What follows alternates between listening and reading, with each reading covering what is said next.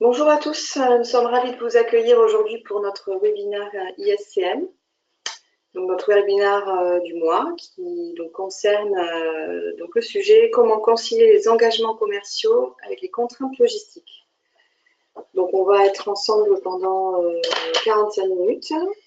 Donc on va avoir 30 minutes pour donc Patrick Bourg qui m'accompagne, qui est directeur des opérations ISCM, qui vous fera une présentation avec une démo donc, sur le portail fournisseur. Et puis, on va dédier 15 minutes aux questions-réponses. Donc ensuite, après cette présentation. Donc, on va vérifier ensemble que vous aviez bien le son et la vidéo. Et puis, on va pouvoir démarrer. Donc, Patrick, je te laisse la parole. Merci, Sarah. Donc, le thème de ce webinaire, du mois de juin, pardon, c'est donc la réconciliation entre les commerciaux et les gens de la logistique. Un vaste débat dans le monde, notamment du textile et de la mode en général, qu'on retrouve dans tous les secteurs d'activité, mais avec un accent un peu plus particulier sur le monde du textile parce qu'on a un décalage important entre le planning, entre la prise de commande et le planning de réception en entrepôt, lié bien sûr à l'acheminement des productions externalisées, lié à la saisonnalité des commandes et au fait qu'on engage les productions avant même la fin des tournées des commerciaux sur le terrain. Donc la difficulté aujourd'hui, c'est d'accorder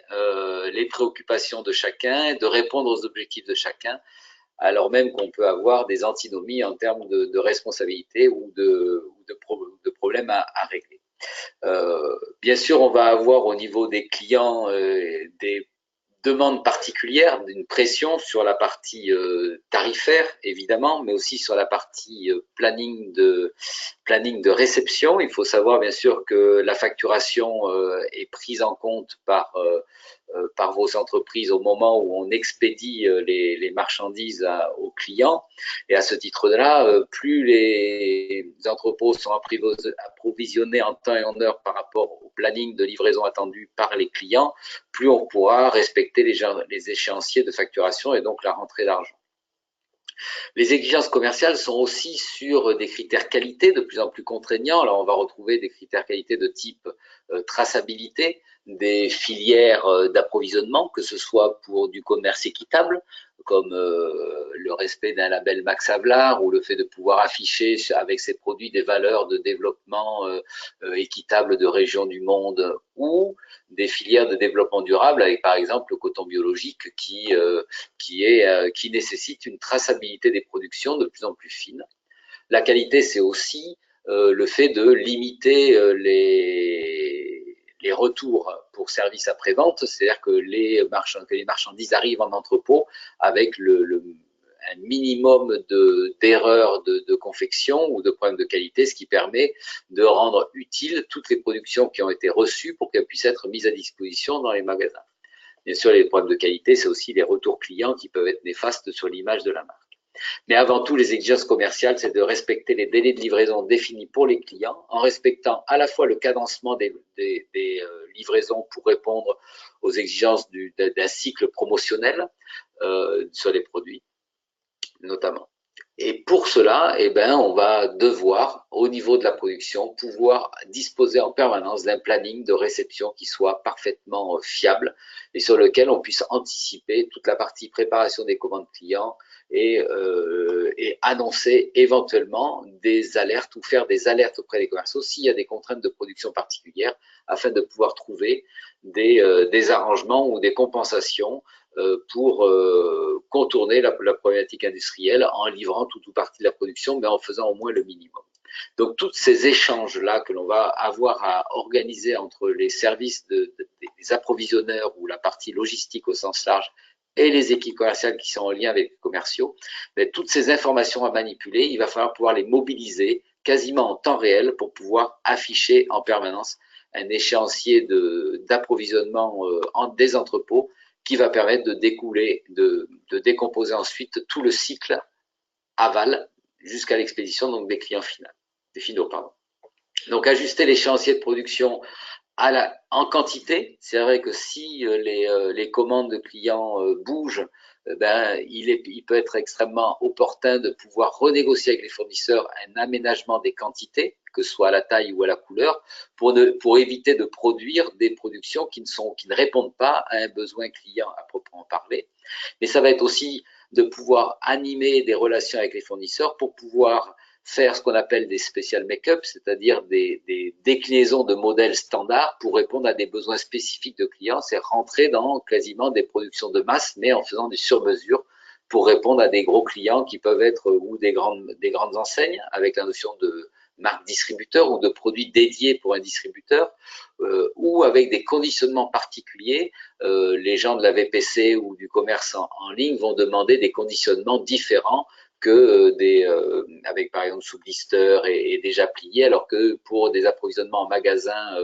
que ce soit indépendant ou en propre, on va pouvoir peut-être avoir des conditionnements en mode suspendu ou des colis d'implantation magasin avec des répartitions à la SKU dans un même colis pour pouvoir accélérer la livraison. Tous ces éléments-là vont permettre donc de répondre aux fameuses exigences commerciales que l'on peut avoir. Bien sûr, les contraintes logistiques que l'on peut avoir vont reposer à la fois sur sur l'optimisation des modes de transport. Et c'est vrai que pour faire face à un retard fournisseur, on peut avoir le réflexe simple, c'est de passer en mode avion, mais peut-être, et on a vécu chez des clients dont on parlera tout à l'heure, mais de rationaliser les départs avion en lieu et place d'un départ mer pour compenser 15 jours de retard d'un fournisseur,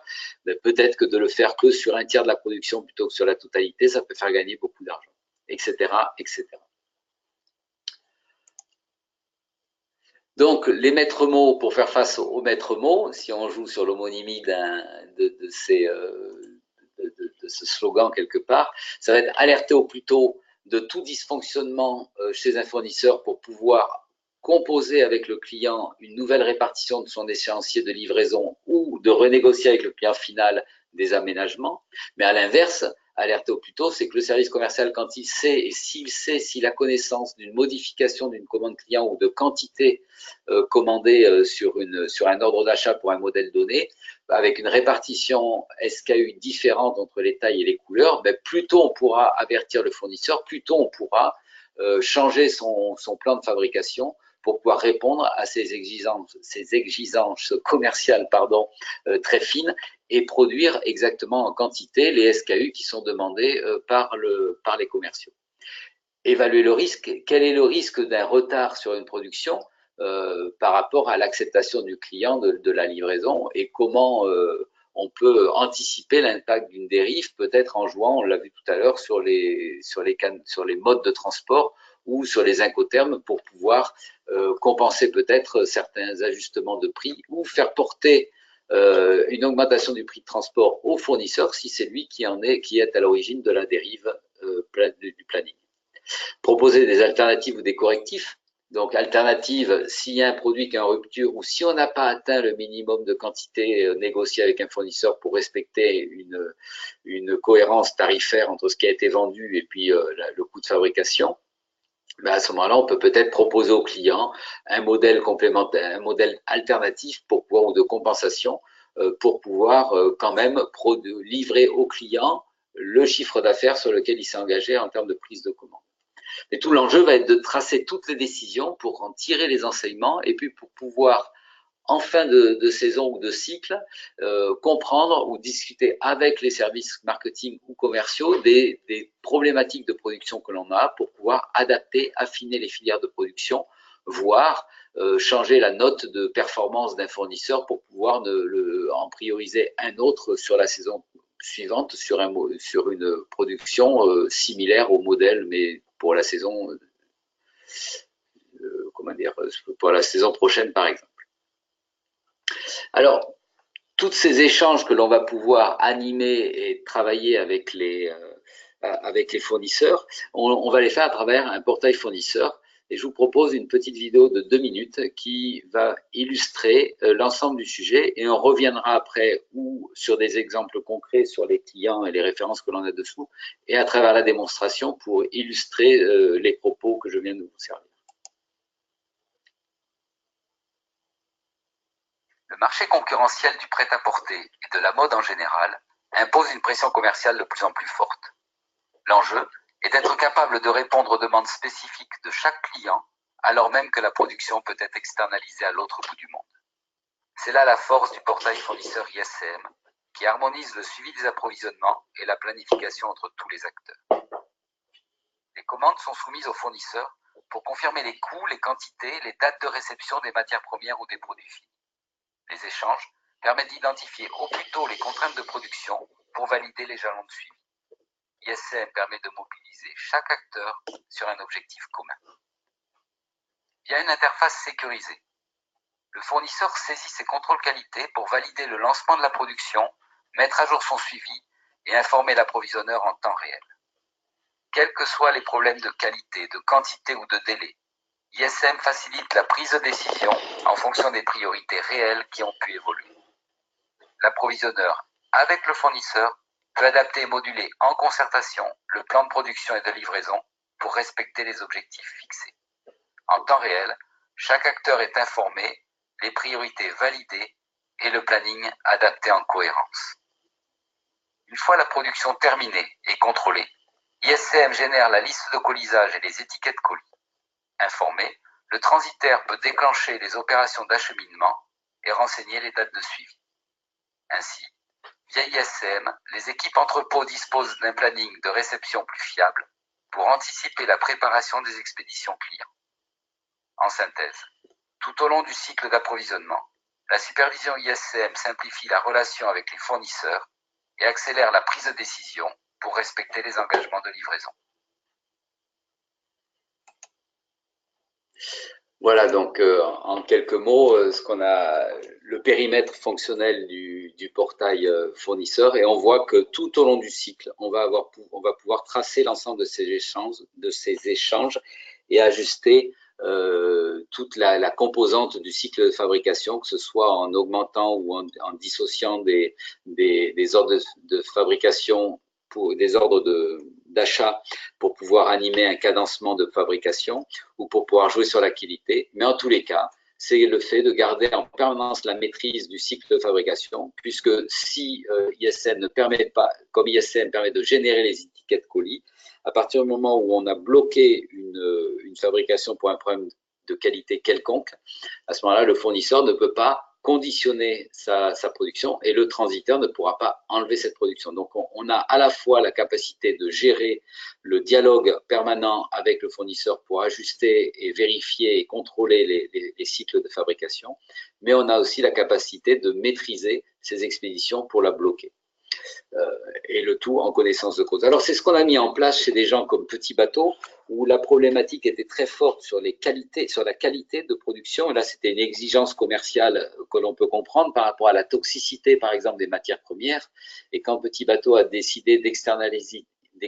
une partie de sa production sur certains produits génériques ou particuliers, à ce moment-là, il a fallu renforcer les contrôles qualité sur les productions dites négoces, c'est-à-dire externalisées, en mode négoce, afin de pouvoir apporter le même niveau de traçabilité et de la qualité que ce qui est fait dans les usines propres de Petit Bateau. Bien sûr, c'est ce qu'on a pu mettre en place aussi chez Hermès, où le contrôle des productions à l'unité permet de prioriser en fonction des contraintes commerciales qui peuvent être très fortes quand on a des productions de luxe à produire. Bien sûr, au niveau de tout l'ensemble des contrôles qualité ou des contrôles de mesure qui peuvent être faits, puisqu'il y a beaucoup de productions sur mesure ou à l'unité qui sont faites chez Hermès, on peut l'imaginer. Mais c'est quelque chose qui va pouvoir être amené en permanence. Ces équipes commerciales ou en lien avec les clients vont pouvoir ajuster les négociations, informer les clients finaux des délais de livraison d'un sac à main qui est sous quota, par exemple, ou à production restreinte. Dans le cadre d'Armor Luxe, qui avait mis en place donc ISCM dans le cadre d'un contrat qu'ils avaient avec la police nationale pour tracer les filières d'approvisionnement, ça a permis de collecter l'ensemble des documents pour afficher le label Max Havelaar, par exemple, sur du commerce équitable, parce que commerce équitable et développement durable, puisqu'on était capable, à partir des numéros de lots de matières premières qui étaient tracés dans les filières d'approvisionnement ISCM, de retrouver à la fois quasiment le champ de coton biologique qui avait permis de constituer donc tel ou tel polo, mais aussi de pouvoir prouver que la façon avait été faite dans une coopérative à caractère social d'un village dans une zone reculée ou en développement par exemple. Au niveau de Rip Curl, ce qui était extrêmement important, en termes de lien, c'était de pouvoir afficher en permanence. Et d'ailleurs, c'est ce qu'on a retrouvé chez Eden Park aussi, qui avait besoin d'afficher des tableaux de planning de réception d'entrepôt mis à jour à la semaine, afin que les équipes commerciales puissent réaménager les plannings d'expédition client ou prioriser telle ou telle commande par rapport à telle autre. Ça a été très important aussi par rapport chez Eden Park pour les process d'implantation magasin, par rapport au réseau de franchisés ou de corners dans les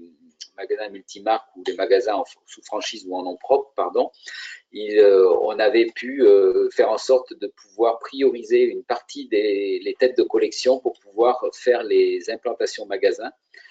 et donc d'avoir un cycle d'approvisionnement plus rapide pour une toute petite partie de la production, mais qui permettait de gagner du temps dans la mise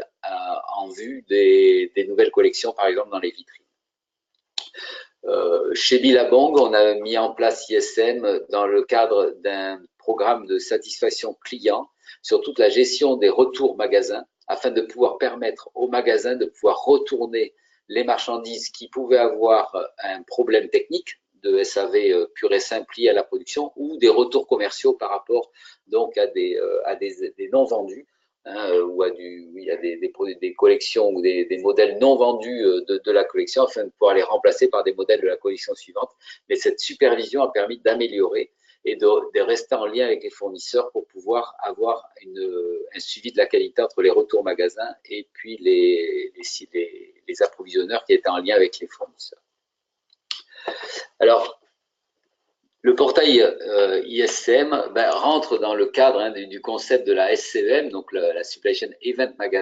Management, qui va permettre de piloter chaque étape, y compris donc dans la partie, on le verra tout à l'heure, de la confirmation du fournisseur pour respecter les engagements qu'ils vont prendre pour chaque commande, tout au long du cycle de fabrication avec des contrôles qualité réguliers, que ce soit sur la matière première ou sur des étapes de fabrication.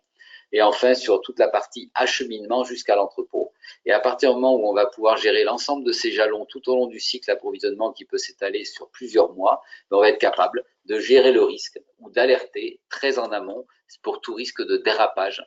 potentiel. Donc, si on rentre dans la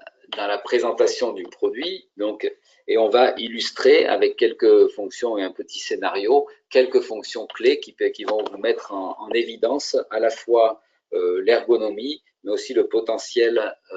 fonctionnel de la solution. Donc, ISM, c'est avant tout un portail, donc sécurisé, qui est hébergé par nos clients où ils peuvent décider de l'héberger chez un tiers pour pouvoir pour sécuriser ou avoir une disponibilité 24/24 sur l'infrastructure, mais ça peut être une solution en mode locatif, mais c'est pas une solution en mode SaaS, parce qu'on pourra voir, il y a des liens particuliers avec les ERP, ne serait-ce que pour les échanges de données qu'on peut avoir. Donc, si je me connecte au portail, on va rentrer dans une interface où la première étape, c'est que je me suis connecté en tant qu'administrateur, donc j'ai accès à tout un ensemble de fonctionnalités. Je peux choisir mon langage et la solution est traduite en 3 langues en standard, mais il peut être ajouté des langues complémentaires. Et on personnalise l'interface avec le jargon, c'est-à-dire que quand bien même on propose une traduction en français ou en anglais, il y a un atelier lors de l'implémentation d'ISM qui permet d'ajuster le jargon, parce que ce qui est SKU pour les uns est RTC pour les autres. Et à ce moment-là, en termes de facilité de prise en main de l'outil et d'intuitivité de l'interface utilisateur, c'est très important de pouvoir s'adapter à vos outils. Et de la même manière, à partir du moment où on va personnaliser les jalons, c'est-à-dire qu'un jalon de contrôle va être un contrôle de size set pour certains, va être un contrôle de matière première pour d'autres, va être un contrôle de qualité de façon pour les autres. Il va bien falloir personnaliser l'entête et les messages d'alerte à tous les niveaux. Donc voilà, grosso modo, quelques petites informations en termes d'ergonomie du portail. Donc si on regarde le fonctionnement, la première étape, ça va être d'alimenter ISM et le portail fournisseur avec l'ensemble des ordres d'achat que l'on aura à soumettre donc aux fournisseurs. Donc la première étape, ça va être donc et on peut permettre à des distributeurs certifiés, par exemple sous licence, ou à des entités particulières de saisir elles-mêmes leurs ordres d'achat.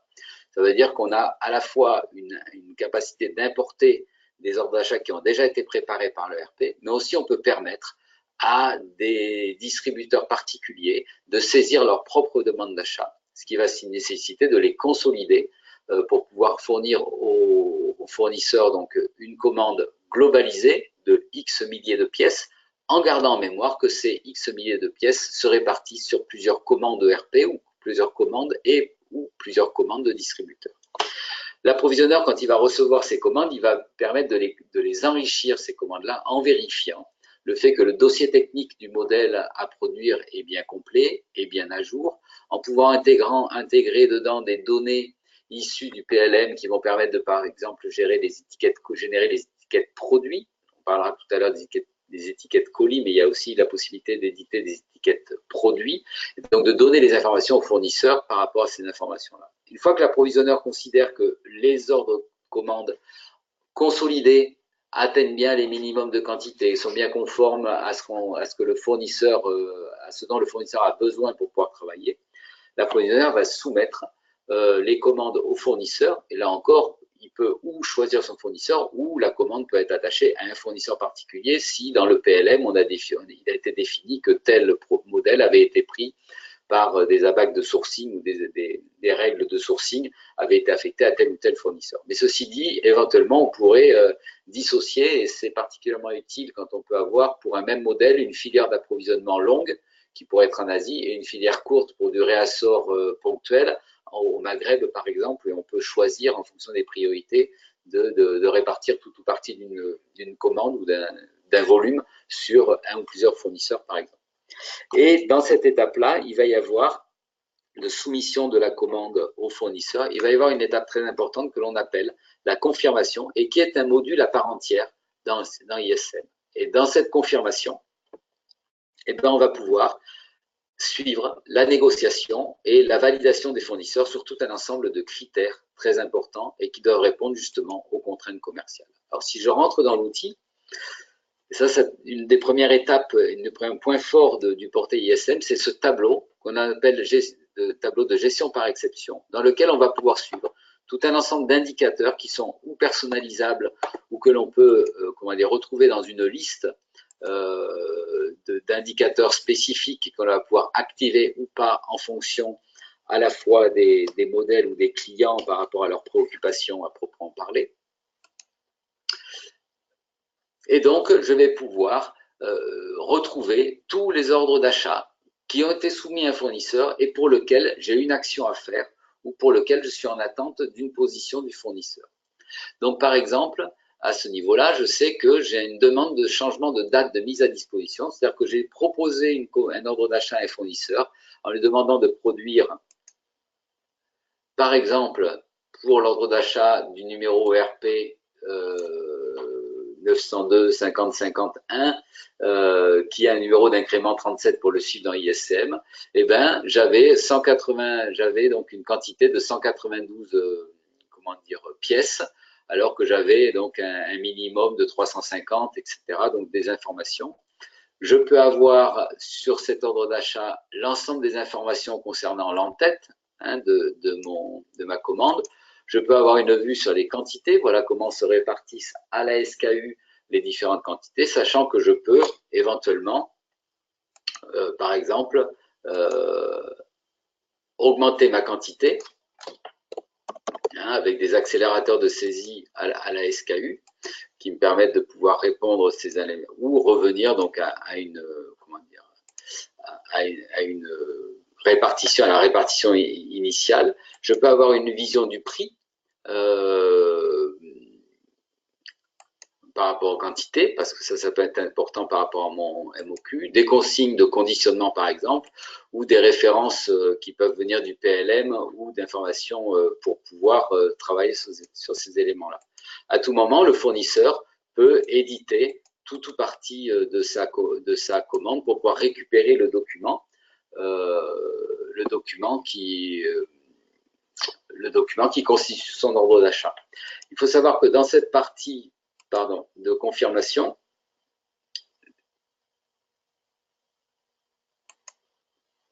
j'étais sur le numéro 37, pardon, dans cette partie de confirmation, le fait de valider la confirmation, que le fournisseur valide et confirme l'ordre d'achat, vos contrats, et chez Hermès par exemple, ils ont supprimé la notion de contrat passé et signé entre le fournisseur et l'approvisionneur parce que la traçabilité des échanges qu'on avait dans ISM était suffisante pour pouvoir engager le fournisseur. Donc, sur mon exemple ici, j'ai un fournisseur qui me demande un changement de date de mise à disposition, c'est-à-dire de production, de sortie usine, où il souhaite décaler sa production du 16 juillet au 4 août. Je peux avoir ici un modèle qui va me permettre de simuler l'impact. Donc, si je comprends ce que veut le fournisseur, il veut décaler du 16 juillet au 4 août. Si je simule, je me rends compte que ça veut dire que ce que je devais recevoir le 19 juillet, je vais le recevoir le 7 août. Et éventuellement, sur mon exemple, ça ne va pas marcher beaucoup, mais si je passe en express, je vais pouvoir compenser une partie du retard en changeant le mode de transport et je vais pouvoir l'accepter ou pas. Sachant ça, je vais pouvoir dire globalement, ça me correspond, le risque est limité. J'ai vu avec les équipes marketing si je pouvais livrer un peu plus tard. Les équipes entrepôt avaient un planning de préparation de commande client qui était compatible, donc je décide d'accepter cette nouvelle commande. Donc ça, c'est important, et à ce moment-là, j'ai une tâche de moins à faire, et là où j'avais trois tâches à faire, j'en ai plus que 2. Je peux avoir aussi des fournisseurs qui vont me proposer de faire des demandes de fractionnement, c'est-à-dire de dire, voilà, vous m'avez demandé, je suis le fournisseur qui parle à son client, et c'est à vous en l'occurrence, je dois produire 366 pièces pour le 20 juin. En définitive, moi, ma capacité de production, c'est de 120 par mois. Donc, je vous propose de cadencer ma production en 3 lots de production. Et ces 3 lots répondent, somme toute, à ma capacité parce que je sais que c'est exactement ce dont vont avoir besoin mes clients, mais ça me permet de contrôler. Et donc, de m'adapter aux contraintes de fabrication de mon fournisseur. Et après avoir vérifié que c'est compatible avec mon planning de livraison client, et si ça ne l'était pas, je peux refuser, je vais accepter, et auquel cas, je vais pouvoir me générer des lignes de commande qui seront toujours rattachées au même numéro d'ordre ERT, mais des lignes de commande de fabrication différentes que je vais suivre une à une, puisque étalées sur 3 mois, je vais pouvoir, par exemple, avoir des lots de matières premières différentes ou avoir des contrôles qualité que je vais faire en plusieurs fois, plutôt que de faire une seule fois si j'avais qu'un lot de fabrication. Donc, voilà ce que l'on peut avoir. On peut aussi déclarer les matières premières, donc déclarer les matières premières en termes de volume. Donc, voilà le montant, le volume de matières premières dont j'aurai besoin pour pouvoir produire telle ou telle production. Et je vais pouvoir adosser cette demande de matières premières pour ces produits finis à une commande sur un fournisseur de rang 2 que je vais suivre aussi en termes de qualité et qui va me permettre d'affiner mon planning de suivi, puisque tant que mon fournisseur n'aura pas commandé la matière première, j'aurai un risque de dérapage de la date de mise à disposition, c'est-à-dire de sortie usine, et ça peut être des alertes par rapport donc à des cycles de production. Donc tout un ensemble d'alertes que l'on va pouvoir avoir et qui vont permettre donc de suivre les différentes fonctions. Donc si je suis ici, j'ai des ordres d'achat en attente, ici j'en ai 5 sur du prêt-à-porter femmes. Je vais retrouver ici les 3 lignes de ma commande que j'ai splitté tout à l'heure, et sur ces 3 lignes, je vais, en me substituant sur ce cas école-là au fournisseur, puisque je suis d'accord sur les quantités, sur les cycles de qualité, sur les différents contrôles qualité que je vais confirmer mon ordre d'achat, qui lui va pouvoir donc passer dans mon suivi de production. Donc au niveau de la confirmation, on a tout un ensemble d'échanges qui vont pouvoir, une fois la commande soumise au fournisseur, pouvoir comprendre les contraintes de production du fournisseur et pouvoir les répercuter en information au niveau des services commerciaux si besoin est, ou compenser des retards ou un planning fournisseur non conforme à ce qu'on attendait, le compenser en changeant l'incoterm, le mode de transport ou autre, pour pouvoir m'adapter à l'attendu, à la date de réception attendue, nécessaire pour pouvoir respecter le planning de livraison de mon client. Une fois que le cycle va donc se continuer, une fois que le fournisseur, rappelez-vous, a confirmé les ordres d'achat avec son approvisionneur, le cycle de production va pouvoir commencer. Et là, le fournisseur, il va dérouler son cycle de fabrication et on aura pu programmer, paramétrer des configurations de jalons de production pour pouvoir suivre pour telle division 3 étapes de fabrication et 2 contrôles qualité. Pour une autre division, par exemple pour le prêt-à-porter femme, je vais contrôler une matière première principale, les coutures de confection ou la découpe des patrons en fonction des différentes tailles, contrôler les matières premières, contrôler les quantités. Et puis, par contre, pour les chaussures, je vais pouvoir avoir un contrôle ou un découpage de mes jalons qui va être différent, adapté à la famille de produits qui en est. Et là, on va pouvoir demander au fournisseur d'interagir avec l'outil pour pouvoir valider le fait qu'il va bien produire selon le planning sur lequel il s'est engagé. Et s'il a des besoins de modification de ce planning parce qu'il a besoin de cadencer sa production, ou si pour des raisons particulières, les commerciaux demandent un approvisionnement plus rapide d'une partie de la production, on va pouvoir cadencer ou prioriser la fabrication et le plan de fabrication du fournisseur avec son accord en permanence. Une fois que le fournisseur il aura terminé sa production, on va le voir tout à l'heure, il va pouvoir finaliser sa production, générer les étiquettes colis, à partir duquel il va avoir un plan de colisage qui sera adapté à la manière dont moi je veux recevoir mes produits dans mon entrepôt. C'est-à-dire qu'on peut déporter une partie de la préparation des colis chez les fournisseurs, par exemple pour faire du cross-docking, voire du direct shipping. Et on va générer pour ces colis-là des étiquettes particulières qui vont aider à la manipulation d'entrepôt, voire permettre de livrer tout ou partie d'une fabrication directement sur une plateforme logistique d'un client ou d'un partenaire ou d'un prestataire, par exemple. Bien sûr, à tout moment, le fournisseur, toute modification sera donc renseignée pour le transitaire et pour la logistique et communiquée à l'approvisionneur qui pourra en référer à son service commercial. Une fois que le transitaire aura enlevé la marchandise, on va avoir tout un suivi des dates d'acheminement, de dédouanement et autres avec un planning précis par rapport au cycle ou au mode de transport. Et bien sûr, la personne qui a saisi sa propre commande ou l'approvisionneur seront avertis et alertés. Et l'entrepôt est alerté aussi pour pouvoir anticiper la charge de dépotage, de contrôle en réception et surtout de planifier les préparations d'expédition pour les clients finaux puisqu'il pourra avoir un stock à terme de l'ensemble des SKU qui vont arriver. Si on va voir donc dans l'outil, sur ma commande de production, donc j'ai de la même façon donc un tableau qu'on appelle de gestion par exception. Donc voilà par exemple, là j'ai un transfert, donc une mise à disposition, suivant le jargon, entre le fournisseur et le fournisseur qui est en retard. Si je clique dessus, j'ai un message d'alerte où en effet là j'ai une problématique parce que j'ai une date de sortie d'usine qui est supérieure à la date confirmée. Donc là je vais pouvoir j'ai éventuellement une non-conformité et puis il va falloir que je prenne en compte cette demande particulière. Ce qui est intéressant, c'est que je garde en permanence la traçabilité de tous les échanges qu'il y a pu avoir sur une ligne de commande d'achat, ce qui permet de retracer et d'instruire un litige potentiel avec un fournisseur ou d'expliquer une situation particulière à un client. Donc j'ai une première vision où je retrouve exactement le même principe que tout à l'heure. Donc si je regarde la tâche, voilà l'ensemble des tâches que j'ai moi à faire en termes d'approvisionneur sur l'ensemble de mes divisions prêt-à-porter, footwear, joaillerie par exemple. Mais je peux avoir aussi une notion d'échéancier qui me permet de voir l'ensemble sur un planning roulant à la semaine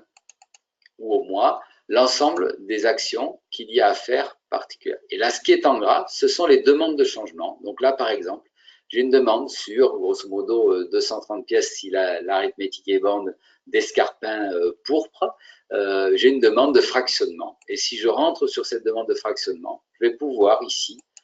valider, comme je l'ai fait tout à l'heure, mais sur un site non pas de confirmation, mais sur un site de production, valider que le cadencement de planning répond à une problématique de mon fournisseur ou répond à une demande particulière de mon service commercial qui me demande d'étaler. Et l'entrepôt va préférer recevoir en 3 lots cette production-là parce que ça va être plus en lien avec sa capacité de traitement en entrepôt,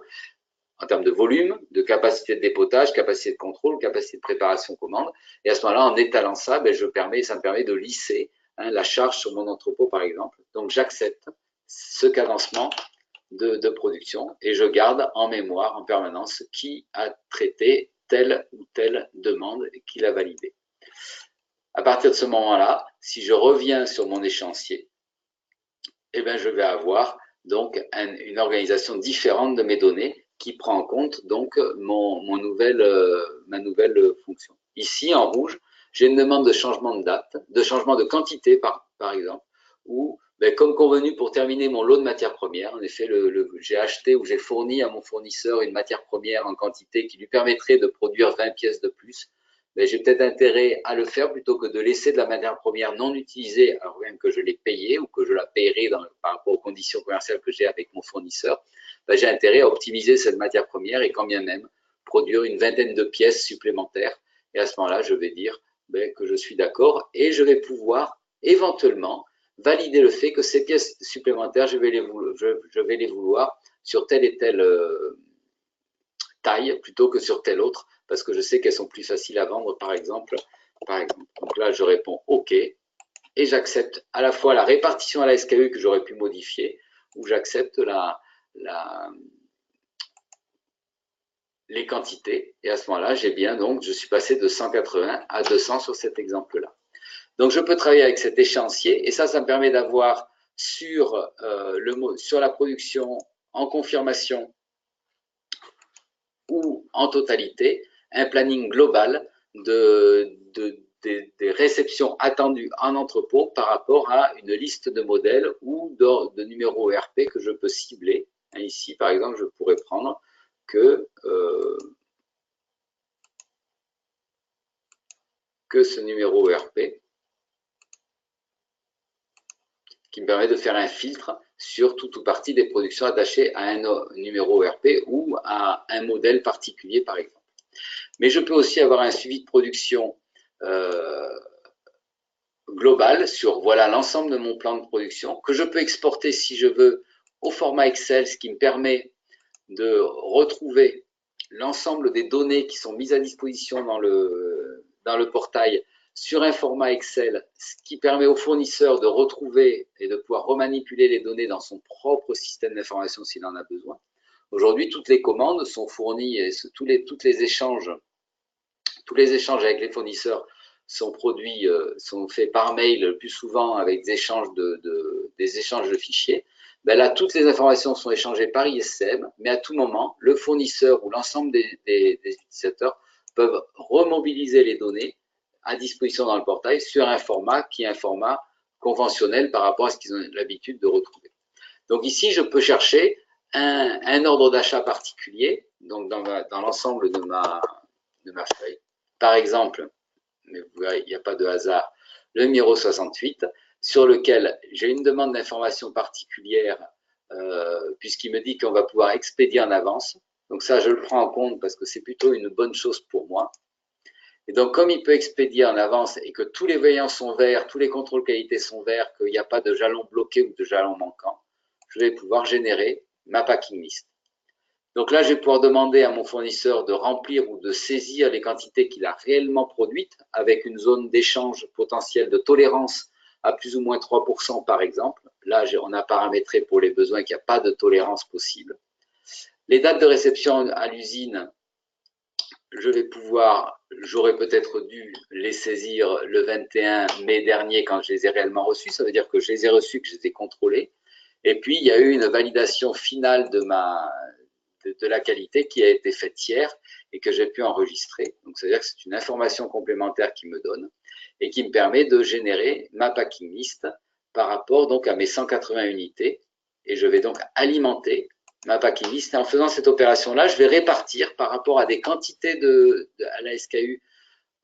possibles dans chaque colis, répartir ma production, mais je peux aussi l'amender. Donc là, par exemple, je vais dire que sur ces deux premiers colis de 1 à 2, là où j'avais 10 pièces de la taille 52, ben, j'en aurai 20 de la taille 52 et 53 parce que je vais regrouper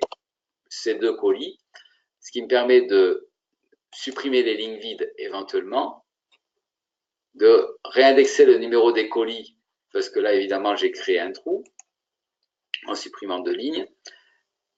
Et une fois que j'ai fait ça, je vais pouvoir finaliser ma packing list en disant c'est comme ça que je veux conditionner ma production. Et là, le fournisseur à la main, il ne peut plus modifier les quantités puisque ça a été fait. Et il va pouvoir générer ces étiquettes colis. Donc, on peut en générer 1, 2 ou 4 pour pouvoir les coller sur plusieurs faces du colis. Là, une étiquette. Et là, je génère à la volée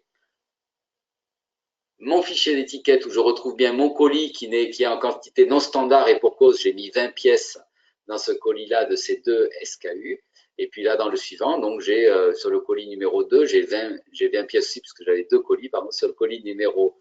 5, j'ai 10 pièces, sur le 6, etc. etc. Donc là, j'ai l'ensemble de mon plan de colisage et c'est avec ces éléments-là que le fournisseur va pouvoir remplir les colis et les amener, qui vont être expédiés à l'entrepôt, et être reçus, préparés de cette manière-là, d'une manière conforme à celle que j'attends. Bien sûr, je vais pouvoir retrouver la packing list,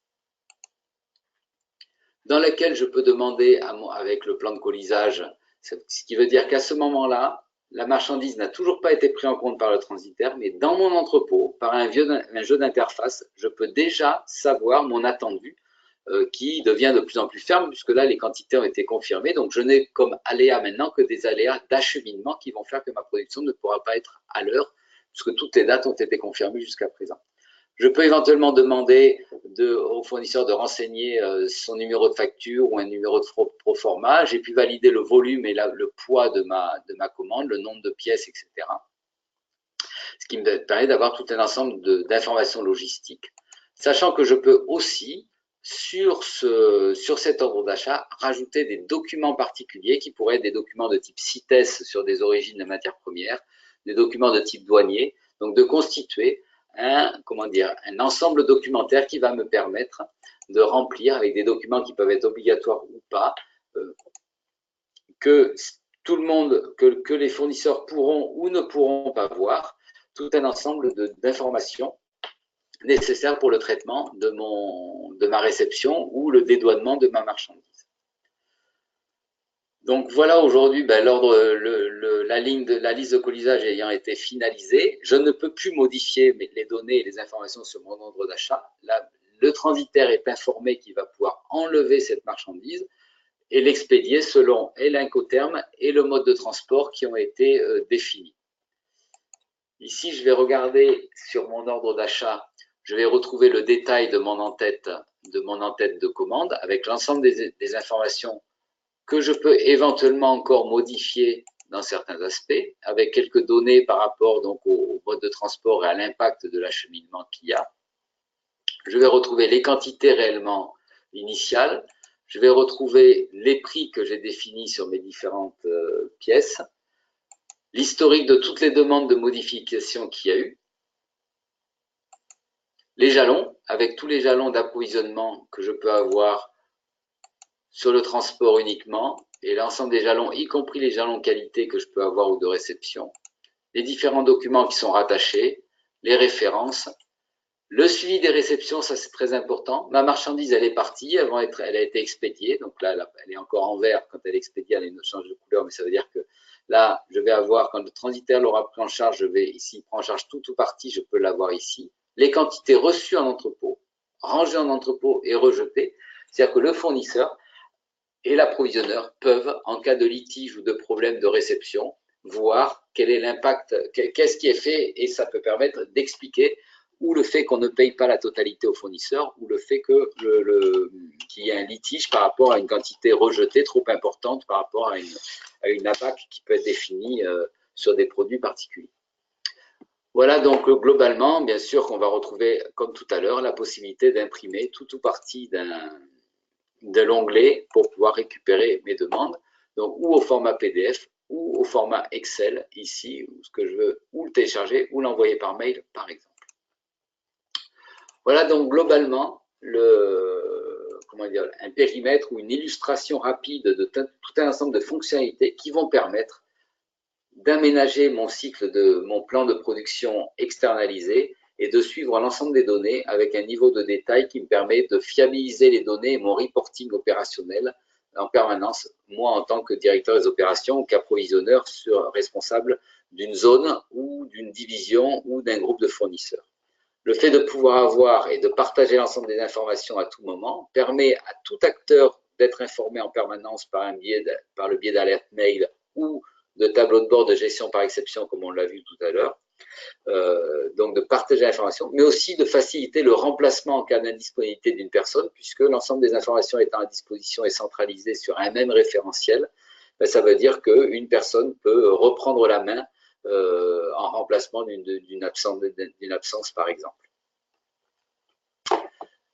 Voilà une illustration rapide qui peut être faite et qui permet de respecter bien sûr l'ensemble des indicateurs, que ce soit les conditions, le prix, la qualité, le planning de production,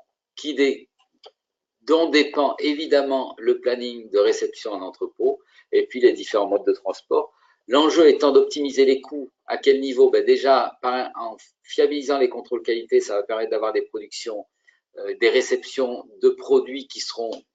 en termes de pourcentage, beaucoup plus optimisés par rapport à la vente que l'on peut faire de ces mêmes produits. C'est-à-dire que je peux avoir un taux de rebut qui va baisser parce que je vais me suivre en amont. Je vais pouvoir améliorer la performance de mes fournisseurs par une assurance qualité qui me permet de les contrôler plus régulièrement, voire de pouvoir externaliser une partie des contrôles qualité en fournisseurs avec des prestataires de services externes qui pourront se connecter eux-mêmes au portail et saisir des comptes rendus de qualité, ce qu'on n'a pas montré, mais ça fait l'objet d'un autre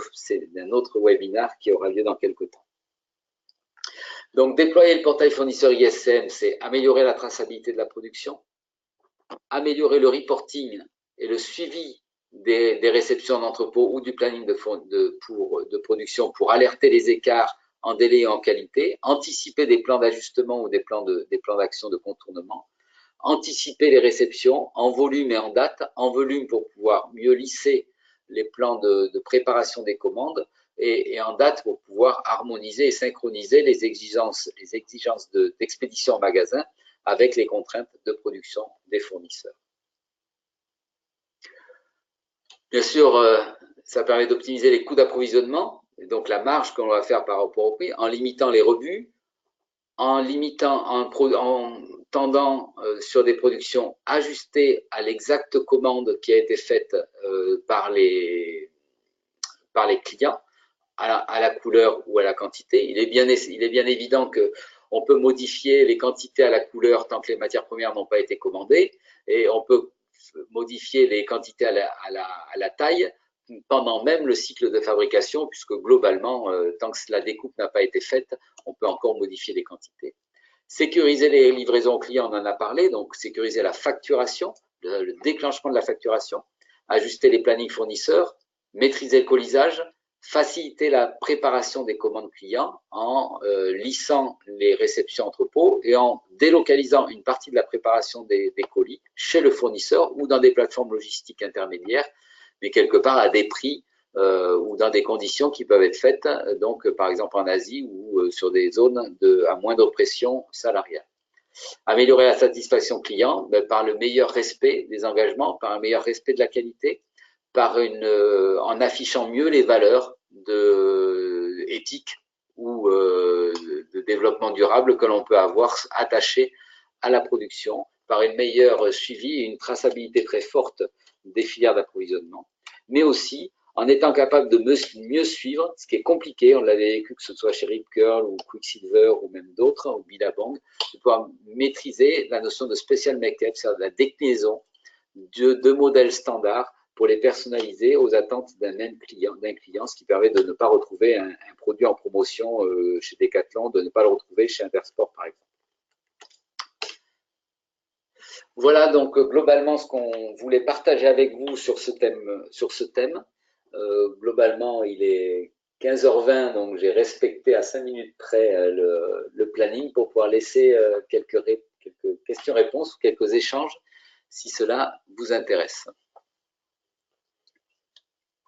Très bien, merci Patrick pour cette présentation. En attendant de voir si on a des questions, on peut peut-être faire un point sur comment nous trouver. Donc sur notre site internet, trouver des informations sur notre portail fournisseur. Donc e-scm.eu. Vous pouvez également donc, vous abonner à notre newsletter qui vous permettra de suivre les actualités sur la supply chain et sur nos actualités produits également. On est aussi donc présent sur LinkedIn si vous voulez nous suivre et on a une chaîne YouTube où vous pouvez donc voir tous nos replays de webinaires. Et donc n'hésitez pas à faire des demandes de démos personnalisées ou si vous avez des questions, à nous les envoyer par email également. Donc le prochain webinaire aura lieu le 3 juillet. Et nous parlerons des étiquettes colis, de pourquoi ou comment maîtriser ces approvisionnements en maîtrisant la génération des étiquettes colis des fournisseurs. On a un peu évoqué le sujet aujourd'hui et on pourra l'approfondir le 3 juillet ensemble. Voilà. Très bien, nous n'avons pas forcément de questions, donc n'hésitez pas à nous recontacter si c'est le cas par la suite. Et bien, merci à vous de votre participation. Et donc, rendez-vous le 3 juillet pour notre prochain webinaire. Très bonne journée.